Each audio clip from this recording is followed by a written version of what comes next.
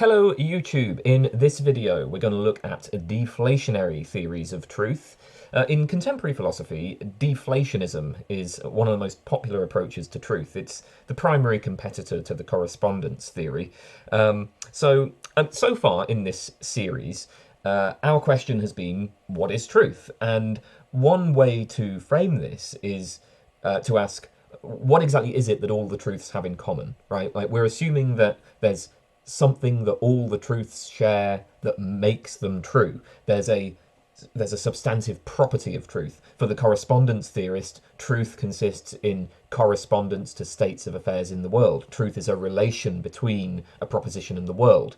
Or for the coherence theorist, truth consists in coherence with an idealized set of propositions. Truth consists in a relation between propositions and other propositions. So the general idea is that all true statements share some property X, where X is necessary and sufficient for the statement to count as true. X is what makes the statement true. And our task is to say what X is. Now, as we will see, there are many different varieties of deflationism, but all deflationists agree that this way of thinking about truth is misguided. For the deflationist, there is no substantial property of truth in the sense that there's nothing significant that all truths share. There's no property X where X is what makes those propositions true. So if that kind of approach is misguided, what's the alternative? Well, essentially, deflationists will make two basic commitments. So first of all, the deflationist argues that an adequate account of truth can be given by simply giving an account of the truth predicate. That is, the word true, right? To understand truth, to understand what truth is, we need to look at how we use the word true, at the role that the word plays in our language and thought. Since for the deflationist, truth is not a substantive property, it's a mistake to look at features of the world, or the facts or whatever when giving an account of truth. There cannot be a definition of truth in the sense of a statement that tells us the necessary and sufficient conditions for something to be true, or that picks out the property that makes something true. Instead, we have to look at the function of the truth predicate, at its role in our language and thought. And then second, the deflationist's basic claim will be that the role that the truth predicate plays is embodied by the equivalence principle, which says P is true if and only if P, or the proposition that P is true. The proposition that P is true if and only if P, right? So there's an important kind of equivalence between snow is white is true and snow is white. Now, if you've watched my video on Tarski's semantic theory of truth, you will recall that this is essentially Tarski's material adequacy condition. But Tarski proposes this as a condition of adequacy that any theory of truth must meet, right? So for Tarski, he would say any adequate theory of truth must entail all of the, the T sentences of this form.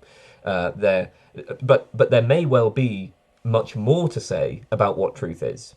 Deflationists propose that the equivalence principle tells us everything significant, everything substantive that there is to say about truth. So when I say that P is true, this is just equivalent in some important sense to saying that P. If you understand the equivalence principle, you understand truth. There's not really anything else to say about it. Hence, deflationism, right? We're deflating it. We're not saying much. So it's important to note that the inflationary theories of truth do not necessarily deny the equivalence principle, or at least they don't necessarily intend to deny it. What they deny is that the equivalence principle tells us everything there is to know about truth. So an inflationary theory of truth might try to explain why the equivalence principle holds by citing some further property that all true sentences share. A deflationist isn't going to do that. What's distinctive of deflationism is the idea that this equivalence principle exhausts everything there is to say about truth. So a nice expression of the basic idea of deflationism comes from Gottlob Frege. So here's what Frege says. The sense of the word true is such that it does not make any essential contribution to the thought. If I assert it is true that seawater is salt, I assert the same thing as if I assert seawater is salt. This enables us to recognize that the assertion is not to be found in the word true, but in the assertoric force with which the sentence is uttered. All that one can say is, the word true has a sense that contributes nothing to the sense of the sentence in which it occurs as a predicate. So the word true has a sense which contributes nothing to the sense of the sentence. So seawater is salt is just saying the same thing as it is true that seawater is salt. And so here we have this equivalence principle, right? When I say that it is true that seawater is salt, I'm just saying seawater is salt. Now, deflationism is sometimes expressed by saying that truth is not a genuine property. This is a little bit controversial, though, because what exactly counts as a property is controversial. I mean, it might be better to say that for the deflationist, truth is not an explanatory property. But the thing is that a lot of philosophers who are attracted to deflationism about truth will also tend to be attracted to deflationism about properties. So for a deflationist about properties, if I say X has property F, that's basically just equivalent to saying X is F, right? So to say snow has the property whiteness, that's just equivalent to saying snow is white.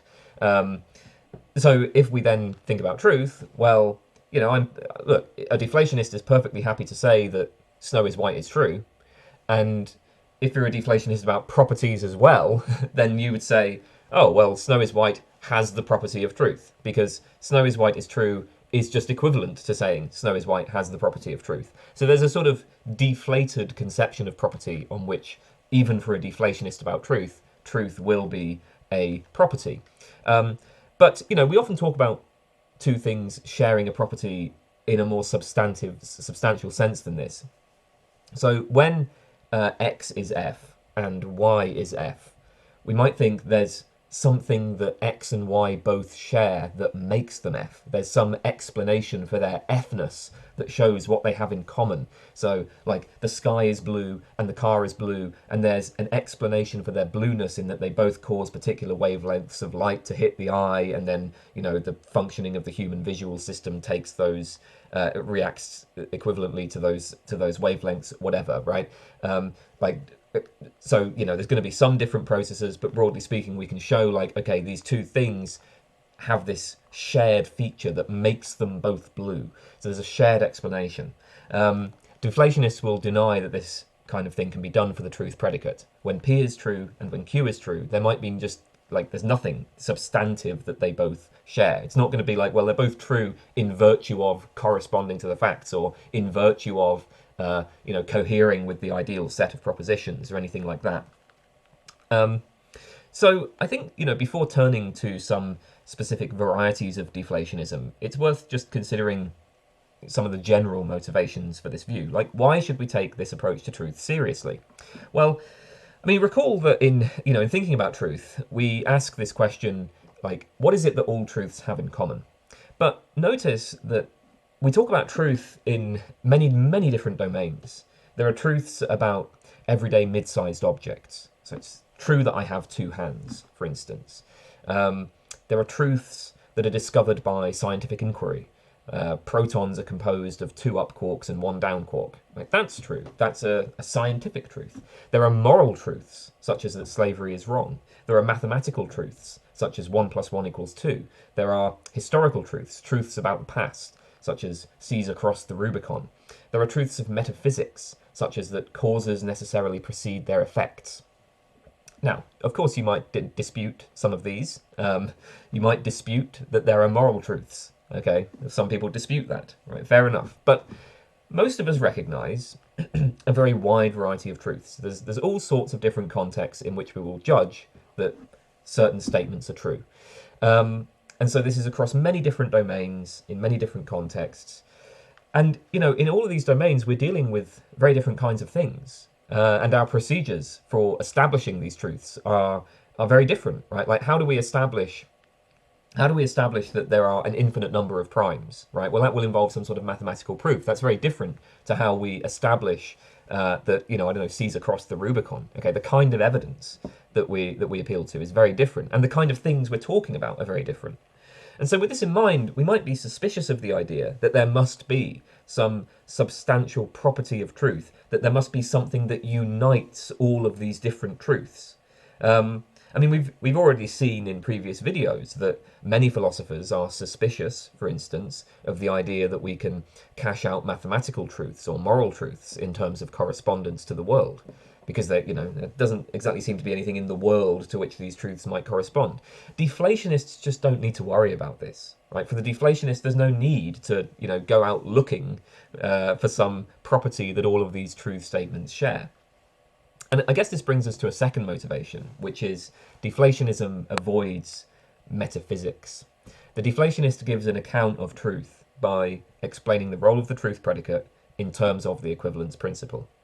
Now, for philosophers who are suspicious of metaphysics, for, empiricists, right, people like that, pragmatists, right, this is going to be quite appealing.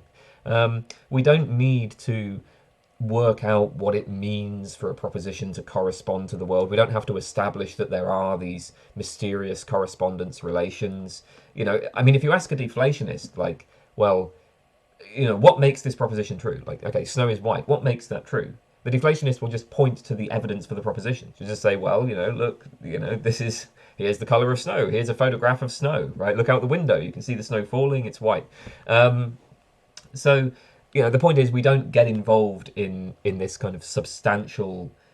In order to establish that something is true, there need not be any commitment to sort of substantial metaphysical theories. At least that's the claim. Here's another interesting argument for deflationism. This comes from Gottlob Frege's paper, The Thought. So Frege says, the attempt to explain truth as correspondence collapses, and every other attempt to define truth collapses too. 4. In a definition, certain characteristics would have to be stated, and in application to any particular case, the question would always arise whether it were true that the characteristics were present. So one goes round in a circle. Consequently, it is probable that the content of the word true is unique and indefinable.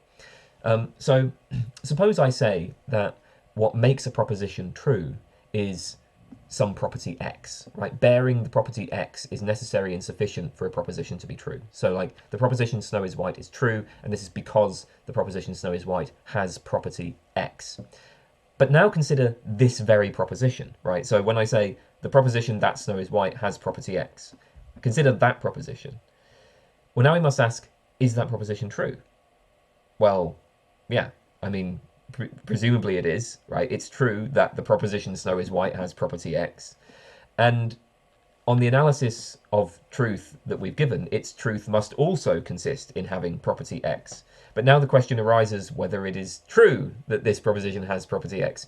Frege's point seems to be there's no way to define truth in terms of other conditions, because when we ask whether those other conditions are satisfied for any true proposition, the answer will only work if it is true that those other conditions are satisfied. So we end up just kind of continuously going round in a circle, or perhaps we're off on an infinite regress. But we never get away from, we never sort of reduce, we can never like eliminate truth in favour of some other conditions. Okay then, so those were just a few motivations for taking deflationism seriously. Let's look at some specific varieties. Now, I should say, first of all, there are many varieties of deflationism.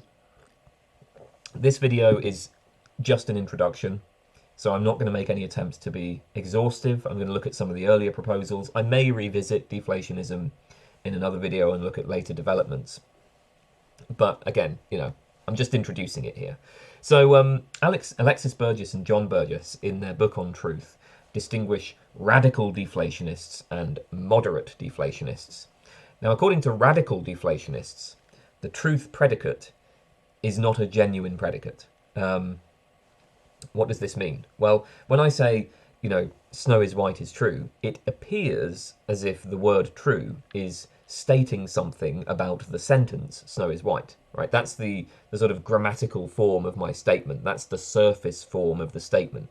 Radical deflationists will argue that this surface form is misleading, and that the sort of logical form of the statement is actually very different, that the word true is not really used to state anything. It's not a genuine predicate. So one example of a radical theory, one of the earliest forms of deflationism, is the redundancy theory, which was held by Frank Ramsey and A.J. Ayer. Okay, according to redundancy theory, P is true, or it is true that P, expresses exactly the same proposition as P. So it is true that snow is white and snow is white have exactly the same meaning. The difference between them is just a difference in style. So basically the word true is redundant. It can be eliminated from the language without any loss of meaning. Now, I mean, as noted, right, like, it is true that snow is white. That appears to be a statement about another statement. It appears as if I'm attributing the property of truth to the statement snow is white. On the redundancy theory, this is wrong. That's not what's really going on. In fact, when I say it is true that snow is white, I'm not saying anything more than just repeating that snow is white. I'm just saying snow is white.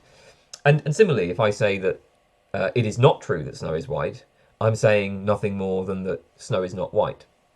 So it is true that P just asserts P. It is not true that P just asserts the contradictory of P. And so although this word true functions grammatically as a predicate, its logical form is obviously very different. Now, if the redundancy theory is to work, we must be able to show that the truth predicate can be eliminated, right? We need to show that it can be eliminated without any loss of meaning. In the case of sort of basic sentences, like when we just attribute truth to a sentence, well, the elimination proceeds relatively straightforwardly. If P is true, then P, right? So from it is true that snow is white, we get snow is white. From it is true that Frank Zappa was a musician, we get Frank Zappa was a musician. And other sorts of uses of the word true can be accommodated in a similar way. So suppose that Verity says, Frank Zappa was a genius, and then I respond, that's true. Well, here, the redundancy theory would say, I'm just asserting that Frank Zappa was a genius using different words, right? So, I mean, these sorts of simple attributions of truth are fairly straightforwardly handled by the redundancy theory. Now, of course, we use the word true in other contexts as well. I might ask a question. So I might say, is it true that snow is white? Well, here again, it looks like the redundancy theory can give a pretty straightforward analysis. The question, is it true that snow is white, is equivalent in meaning to just, is snow white? Or, is it true that God cares for all his children? This is equivalent in meaning to, does God care for all his children? Yeah, stylistic differences between these maybe, but they're equivalent in meaning. So, in general then, the redundancy theorist has to show, for any sentence containing the word true, that the word true can be eliminated without loss of meaning. Here's a slightly more challenging case. This comes from Alexis and John Burgess. So take everything Moses says is true. Well, we all understand what's being said by this sentence, but how do we eliminate the truth predicate here? After all, even if I think that Moses is perfectly reliable, I may not know exactly what it is that Moses has said.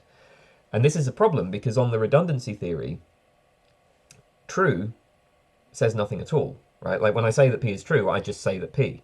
But here, I actually don't know what P is because I don't know exactly what Moses has said.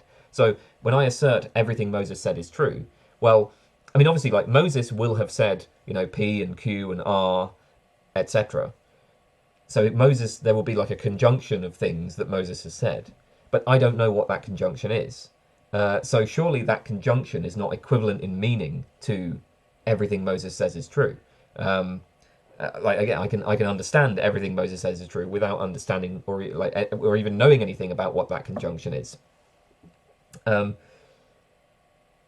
You know, in order to infer the conjunction from everything Moses said is true, you'd have to additionally know exactly which things Moses has said. So one option here is we might say, well, we can interpret everything Moses says is true as a conjunction of conditionals.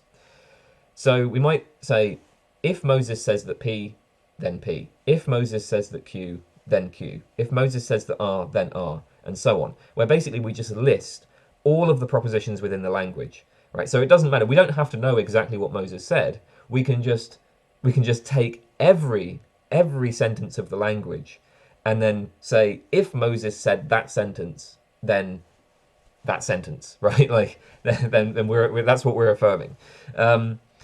Again, we might object though, well, M doesn't seem to be equivalent in meaning to this, because like it looks like I can fully understand M, even if I don't fully understand this giant conjunction of conditionals. For instance, one of the conditionals cited here will be a proposition that expresses all of the theoretical content of quantum mechanics, and that's not something I understand. Nor does it seem to be that I would need to understand it in order to understand M. Like, surely when I assert M, I'm not asserting anything about some theory of quantum mechanics that I don't even understand, right? That's just not part of my meaning. So this way of framing it, so to say, well, M is equivalent to this infinite conjunction of conditionals might seem a bit strange. But we can perhaps make some progress here by appealing to logical quantifiers. So first of all, we need to translate M into more formal terms. So M was everything Moses says is true, and we can put that a bit more formally by saying, for all propositions P, if Moses says that P, then P is true. Okay, that's the sort of translation of everything Moses says is true. And then we can say that this is equivalent to, for all propositions P, if Moses says that P, then P. So that is how we might eliminate the truth predicate here. This is somewhat controversial though, because this requires quantification over propositions, which is beyond the resources of first order logic. So this is a technical point, but we need second order logic to deal with this, and there are certain pleasing properties of first order logic, such as completeness, that fail for second order logic. In second order logic, there are formulas that are true in all models that can't be proved. So, for technical reasons, some people worry about this way of framing it. I mean, another general worry with these sorts of solutions is you might think, well, what's happening here is we end up appealing to quite a different theory of truth, right? Like when I say of some specific proposition that it is true, I'm just asserting that proposition, and the truth predicate disappears. But when I say something like, everything Moses says is true, well, what's really going on is I'm making some sort of conditional statement, right? Like I'm quantifying over propositions and then making a conditional statement about them. So there's, and of course the truth predicate is eliminated here, but it's eliminated in quite a different way, which maybe introduces a sort of theoretical complexity that you might prefer to avoid. Anyway, just a quick advert. I have a Patreon on which I upload bonus videos, so if you want to see bonus content, then sign up to that. You can also just send a donation on PayPal if you want to support the channel. I offer private tutoring in philosophy. Email me if you're interested, and I have a Discord, so you can. The link to all of this will be in the description, and of course, I really appreciate any support that anybody can give. It all really helps, so thank you to everybody who is on the Patreon or whatever, and if it is something, if you like the channel, then please consider it, because it does help. Okay, so let's turn to a slightly different radical theory. So this is Peter Strawson's performative theory. According to the performative theory, attributions of truth don't really express propositions at all. So take these two sentences, right? Snow is white, and it is true that snow is white, or snow is white is true. So according to the performative theory, the second sentence here doesn't actually express a proposition. It doesn't express the proposition that snow is white, as the redundancy theory would say, right? Like on the redundancy theory, 1 and 2 are just equivalent. They have exactly the same meaning. The performative theory says no, right? On the performative theory, this second proposition, it is true that snow is white, isn't expressing a proposition at all. Sorry, did I say the second proposition isn't God damn, it's sometimes, oh man, these words, sentences, statements, propositions, they can be very confusing. Okay, the second sentence, it is true that snow is white, is not expressing a proposition at all. Rather, when I say it is true that snow is white, I am performing a a special kind of speech act. What I'm doing is I'm endorsing the proposition that is expressed in 1, or I'm agreeing with the proposition that is expressed in 1. The act of endorsement is a particular kind of action, and we perform this action with our speech. Basically, I mean, on this kind of view, when I say it is true that snow is white, it's as if I'm sort of nodding my head up and down in response to the statement "snow is white." I'm expressing an attitude of endorsement or agreement. So a useful comparison here is to the act of making a promise. Suppose I promise to pick you up from the airport. When I say the words "I promise to pick you up from the airport," I have performed an action. I'm not really affirming a proposition. I'm not describing anything about the world. In particular, I'm not describing a future action in the sense that I'm not making a prediction about any future action. I'm not saying what is going to happen in the future, right? There's a difference between saying, I promise to pick you up from the airport, and then like another person saying, Kane will pick you up from the airport. When another person says, Kane will pick you up from the airport, that just describes something that's going to happen in the future, or it just makes a prediction or something.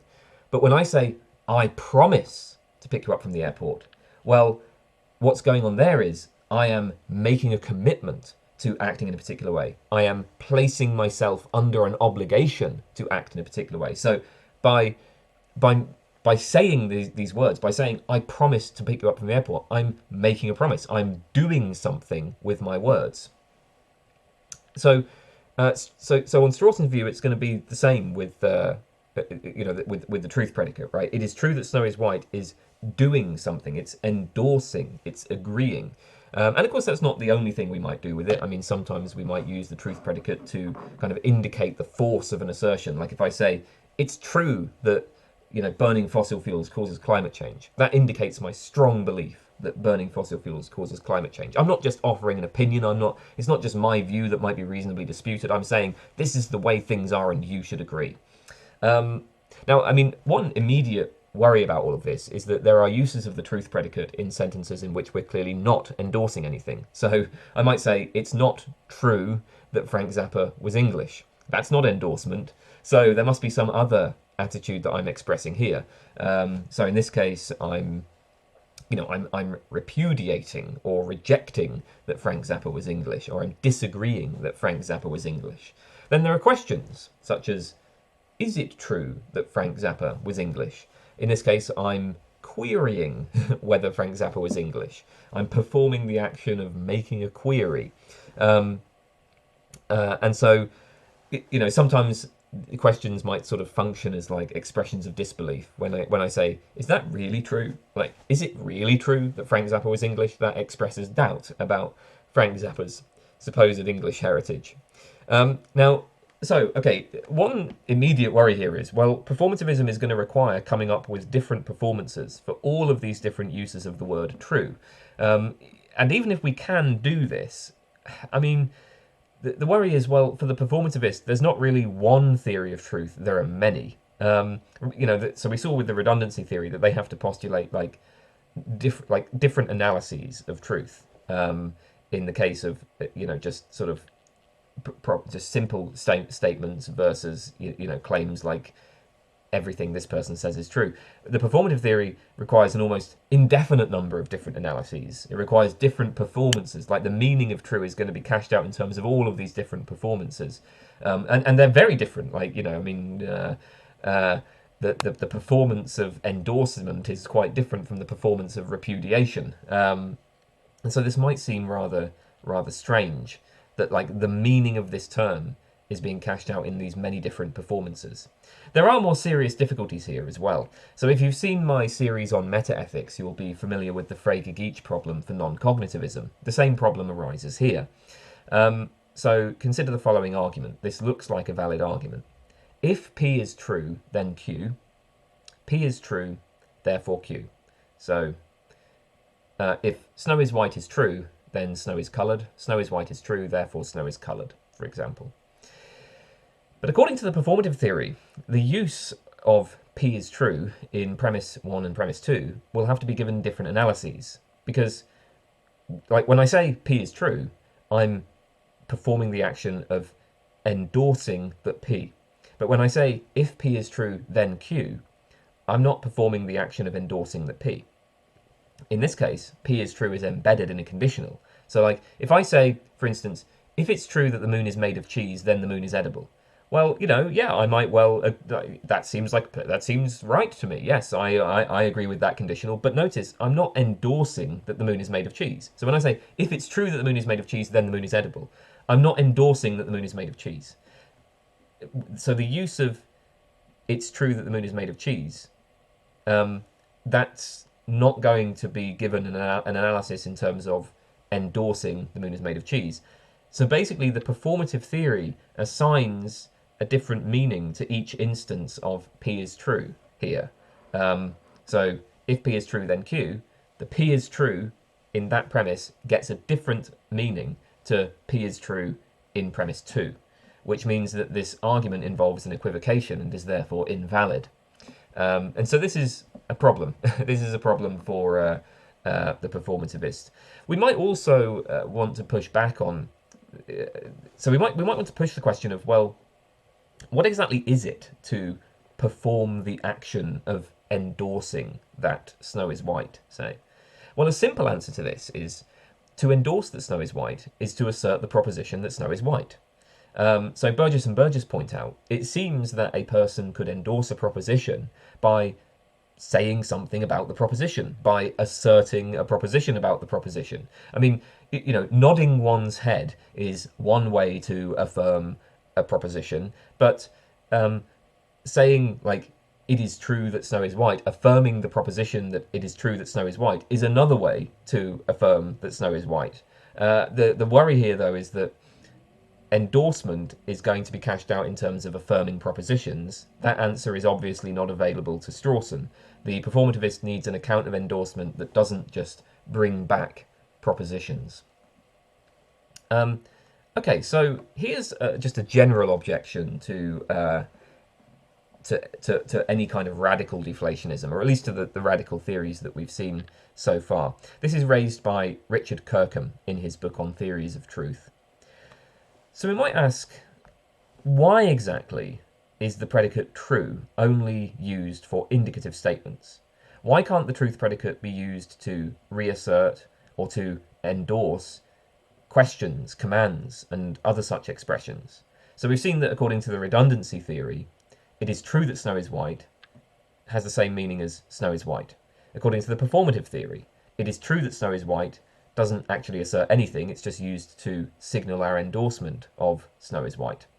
So suppose it's cold and there's a draft, and I say, shut the window, and you're also feeling the chill, so you also want the window to be shut. Well, why shouldn't you respond by saying, oh yeah, that's true. It is true that shut the window. Well, this is straightforwardly ungrammatical, right? Or suppose I make a query. I ask, are there multiple universes? And you're also interested in that question. So why not say, it is true that are there multiple universes? Again, this is straightforwardly ungrammatical. But we might think, okay, well, how does the radical deflationist explain this? Because if the thought is that true is just like what that predicate is doing, we give an account of that predicate by saying, well, it's really just being used to reassert a proposition. Why can't I similarly use it to restate a command or a question? Or on the performative theory, if I can use true, if what's going on with that word is that I'm using it to endorse a proposition, why not similarly use it to endorse a command or endorse a question? Obviously, that's not how the word is used, and that suggests that truth has some special kind of role in our language beyond what is proposed by these radical theories. It's not just a device for, like restating or for endorsement. There's something more going on. I do wonder, incidentally, what about in other languages? I'm curious how the truth predicate functions. Like, is there a language where the truth predicate can be used for shut the window and for questions and other sorts of commands? I wonder. Maybe this is just a quirk of English. But anyway, I don't know, not knowing any other languages. But it would be interesting if anyone in the comments does know. Let's outline a more moderate variety of deflationism. This is disquotationalism, which was favoured by W.V.O. Quine. For the disquotationalist, truth is a genuine predicate. Disquotationalists do not claim that the underlying deep logical form of truth deviates from its surface grammatical form. So when I say the sentence, snow is white is true, well, I appear to be attributing truth to a sentence, and according to disquotationalism, that's exactly what I am doing. So this is a more moderate position, right? The moderate deflationist is happy to take the grammatical form at face value. Okay, so I noted incidentally that disquotationalism is associated with Quine, and it is worth saying, although so far I've often spoken of propositions, the meanings of sentences, Quine was famously suspicious of propositions and meanings, so he defines truth in terms of sentences. And the basic idea of disquotationalism is that the essence of truth is given by this equivalence schema or disquotation schema. P is true if and only if P, where P is a name of a sentence in the language. So essentially the idea is this. Quotation is a linguistic device that turns a sentence into a name. So when you take snow is white enclosed in quotation marks, that's the name of the sentence snow is white, right? So snow is white with the quotation marks, that's not a sentence. When you put the quotation marks around it, that's a name. And I could just as well use any other word or symbol. So I could take Fred as the name of the sentence snow is white, right? Like when I want to talk about the sentence snow is white, I need a name for it. And one of the ways that we usually name it is by just enclosing it in quotation marks, but I could use any other word or symbol as the name for that sentence. So I could use Fred as the name of that sentence, in which case I would say Fred is true, Fred has 11 letters, Fred is a sentence of English, etc. Most of the time it's more convenient to just use quotation, so I say snow is white, enclosed in quotation marks, is true. Snow is white, enclosed in quotation marks, has 11 letters, and so on. So we have the sentence snow is white, and then by enclosing it in quotation marks, we turn it into a name. And then if you add is true, right, snow is white, in quotation marks, is true, that turns it back into a sentence. All right, so this sort of device is useful because it allows for semantic assent and semantic descent. Semantic assent involves shifting from talking about the world to talking about language. Semantic descent shifts from talking about language to talking about the world. So consider, for instance, right, snow is white. Well, when I say that, I'm talking about the world. I'm talking about the properties of snow. And similarly, I can say something like, snow is white is an English sentence. And in that case, I'm now talking about the language, right? I'm talking about the sentence. Or indeed, snow is white is true. I'm attributing truth to a sentence. This is semantic assent. So to put it in Tarskian terms, snow is white is in the object language. Snow is white is true. That ascends to the meta-language. Snow is white is true is a meta-language sentence about the object language sentence. And this truth predicate is sort of used for semantic assent and semantic descent, right? So what's going on with the predicate true? It's essentially cancelling the effect of quotation marks. So snow is white, that's a sentence about the world. When I enclose it in quotation marks, I now have the name of a sentence and I can talk about that sentence. I can say snow is white has 11 letters, etc. But if I say snow is white is true, well, I'm now essentially looking beyond just the name of that sentence to the world itself again. I'm not just, so when I say snow is white is true, that's like a way of talking about the world via talking about the sentence. And Quine notes that this feature of the truth predicate is useful because sometimes we have to mention or talk about the sentences themselves when we want to talk about the world. So sometimes when we want to talk about the world, we have to do so indirectly. We have to talk about the world via talking about sentences about the world. So this comes up in certain types of generalizations, for instance. Now, with many generalizations, there's no issue. So take Verity is mortal, Sydney is mortal, Delia is mortal, etc. We can generalize on these claims by saying all people are mortal. There's no need for semantic assent here. There's no need for talking about sentences. But now consider Verity is mortal or Verity is not mortal. Sydney is mortal or Sydney is not mortal. In order to generalize on these claims, we need semantic assent. We need to say something like, every sentence of the form P or not P is true.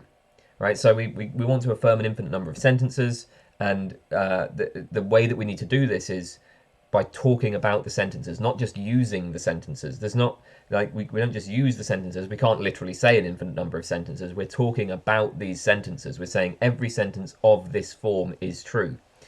And with this disquotational truth predicate, by saying that every sentence of that form is true, we are thereby committing ourselves to the sentences themselves, right? We are affirming the same content that the sentences affirm.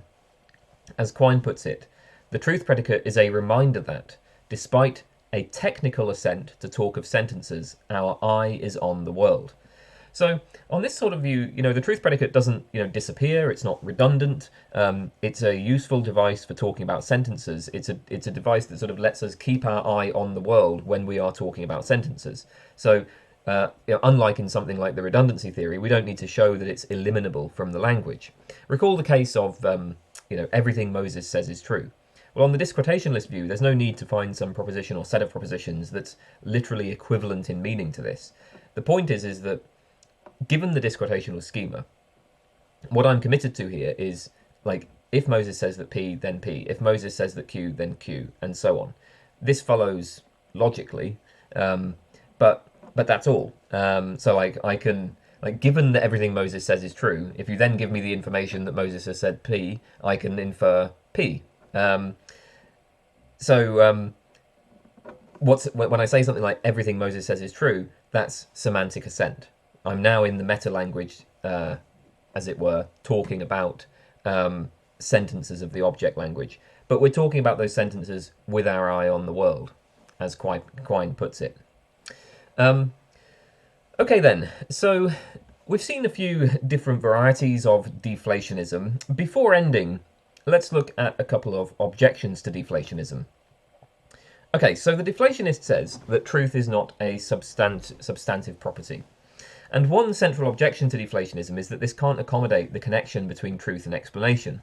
First of all, there are certain types of explanations, so certain types of explanations that are supposedly incompatible with deflationism.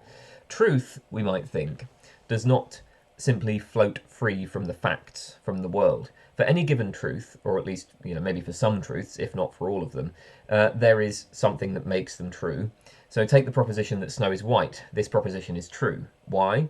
Well, it seems natural to say that it's true because snow is white. Now, this is not very informative, of course, but it seems to be true all the same. That seems right all the same, right? When we say, well, okay, snow is white is true because snow is white, that might be kind of trivial, but it's not. It's saying something, and it seems right. One way to look at this is that if you think of a sentence, right, there are two things that will determine whether a sentence is true. First of all, there's the meanings used, the meanings of the terms used in the sentence. Our sentence, snow is white, would not be true if we had defined white differently, if white instead referred to the colour black. So one thing that fixes whether a sentence is true is the meanings of the terms. The other thing is the way the world is. So things might have been such that snow itself was actually black, in which case the sentence snow is white would have been false, assuming the meanings are the same as they are in this world. So for any English sentence, right, how could that sentence have been false? Well, either the terms could have had different meanings, or the world could have been a different way. Now, that seems rather trivial, of course, and, so far the deflationist might be perfectly comfortable with all of that, but there's a problem. So this, I'm taking this from the Stanford Encyclopedia of Philosophy article on deflationism. This is how they present this problem. It seems that we can assert The sentence "snow is white" is true because snow is white, or it's partly because snow is white. But for the deflationist, to say that the sentence "snow is white" is true, that's equivalent to just saying that snow is white. So the deflationist would say the sentence "snow is white" is true if and only if snow is white. But now it looks like, well, we can substitute logically equivalent propositions. So, the sentence "snow is white" is true is equivalent to "snow is white," so we can substitute them. So in our first premise here, the sentence "snow is white" is true because snow is white. Well, for the sentence "snow is white" is true, we can substitute "snow is white." And that gets us snow is white because snow is white. But that's absurd. Snow is white can't explain snow is white. A thing can't explain itself. So the worry is that a deflationary approach to truth can't capture the proper kind of relation between propositions and facts. Now, I mean, obviously a deflationist could always just deny that snow is white because, so the sentence "snow is white" is true. They could always deny that this is partly because snow is white, right? Maybe this way of framing things is already sort of it's already sort of granting too much to the correspondence theorist or to some other type of inflationary theory. But, I mean, at the very least, I suppose this does raise the challenge of saying, well, what's going on when we say, for instance, that, like, there are sort of two things that determine the truth of a sentence, right? The first thing is the meaning of the terms, and the second thing is just the way things are. I mean, the truth of a sentence isn't determined entirely by the meaning of the terms, right? And so this it does seem quite natural to say, well, the sentence "snow is white" is true partly because of the way that we've defined the terms, and partly because snow is white. And the challenge is for the deflationist to account for that without committing themselves to claims like snow is white because snow is white. Another problem that appeals to explanation is that truth itself appears to have an explanatory role, and the basic idea here is that truth explains success. Suppose that I am thirsty and I want to drink some water. I believe that water quenches thirst, so I walk to the tap, I get some water, and it does indeed quench my thirst. So I've been successful. My thirst has been quenched. What explains my success? How is it that I was successful? Well, I hold various beliefs, such as that water quenches thirst, and I was successful partly because these beliefs are true. The success of my behaviour depends on the fact that my beliefs are true. So in general, when I aim to do X and I have beliefs about how to achieve X, I'm more likely to be successful if my beliefs are true. The fact that my beliefs have the property of truth helps explain how it is that I'm able to successfully satisfy my desires. So truth plays an explanatory role, right? Truth is not truth, therefore, is a substantial property. It's an explanatory property, and so the deflationist is mistaken. I mean, at this point, though, the deflationist does have a fairly straightforward response. Provided we know the content of a person's beliefs, and provided we know the relevant facts, we don't actually need to appeal to any property of truth in order to explain the person's success. So I'm thirsty, and I believe that water quenches thirst. The claim is that my success at quenching thirst is partly explained by the truth of my belief that water quenches thirst. But the deflationist objects, look, we could just as well explain my success by citing the following. I believe that water quenches thirst, and water quenches thirst. That's it. There's no need to appeal to some property of truth here. So in general, rather than saying the belief that P is successful because P is true, we can just as well say the belief that P is successful because P. Talk of truth is, as in other cases, merely a convenient linguistic device. We gain nothing by framing this explanation in terms of a truth property. Well, maybe that works for those sorts of cases. Philip Kitcher, in the article on the explanatory role of correspondence truth, develops the objection. So Kitcher grants that the deflationist can account perfectly well for specific instances of successful beliefs, but he argues that a challenge remains with respect to explaining patterns of success. Now, I should say Kitcher's argument is quite complicated. I'm simplifying it somewhat here. but hopefully the main point will be communicated. So Kitcher gives the following example.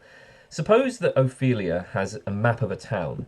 Using this map, Ophelia is able to get where she wants to go, over and over again. She is regularly, predictably successful at finding her way around.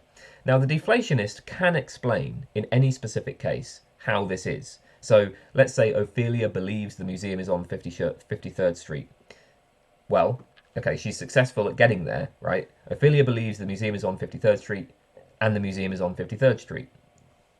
That explains her success. Or Ophelia believes that the beach is to the left of the cinema and the beach is to the left of the cinema. That explains how Ophelia was able to get to the beach. But these explanations of specific instances of success don't account for the pattern of success. So what we want to know is whether all of these cases of successful behaviour have something in common, and if so, what it is. And as it happens, they do have something in common. Ophelia is successful because she's using a map. And crucially, the map is accurate. The map corresponds to the territory in a particular way, in such a way that it allows Ophelia to successfully navigate the territory when she forms beliefs on the basis of that map. If the map were not accurate, Ophelia would not be nearly so successful at finding her way around. And this is going to explain not just some specific instance, this explains all of the instances of Ophelia's successful navigation of the town, and it sort of unites them under a kind of single explanatory scheme, right? Is that Ophelia's using the map and the map is accurate. So I'll quote Kitcher at length here. Kitcher says, "There are processes that go on in Ophelia's head as she reads the map and figures out what to do. There are processes that go on in the world as she moves through it. What needs explaining is why the mechanisms that lead from map reading to intentions to actions coordinate so well with the mechanisms that enable Ophelia to start out as she does and reach her destinations, whatever the detailed sequences of movements are in the particular cases.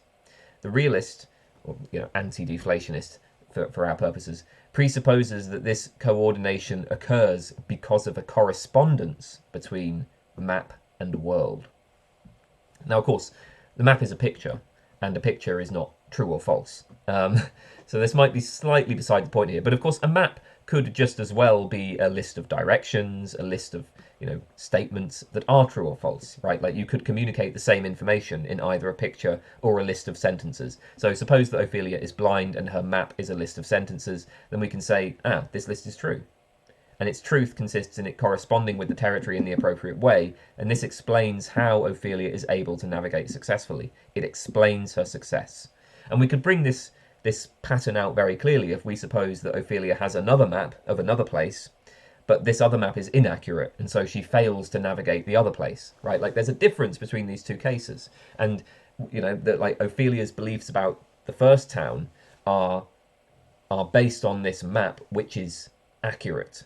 It's accurate in virtue of corresponding to what the world is like. And this is a kind of substantive property of the sort that the deflationist tries to avoid. And so the deflationist can't give this such a smooth explanation of the pattern of success that we see in Ophelia's behaviour.